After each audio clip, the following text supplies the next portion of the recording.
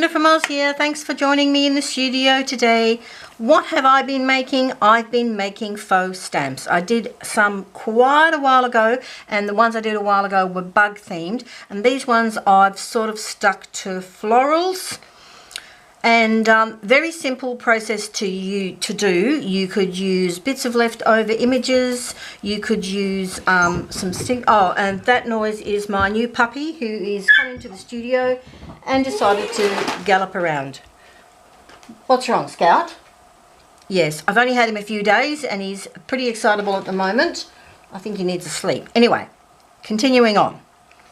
So I've used a couple of stickers. I've used some images, cut some images out of home printed things, images that I have received in the mail, and just anything. So you could actually get all kinds of images and rearrange them or cut them down, and I've made some small ones and I've made some medium-sized ones and I've made a couple of bigger ones.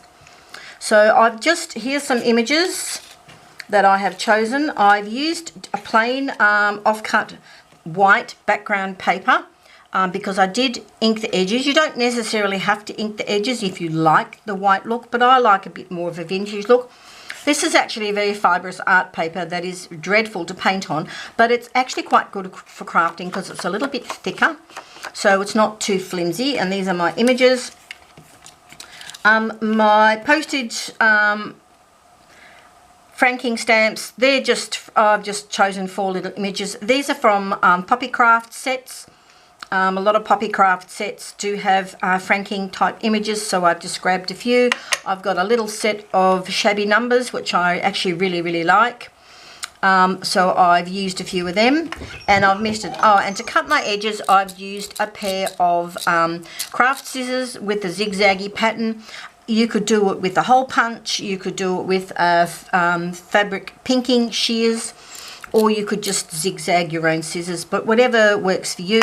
I like it looking a little ragged. You can see I've left a few straight edges here. This one didn't cut real well, but you know, I don't particularly care because I like them to look a little bit rustic. Anyway, come along with me and see what we can create today.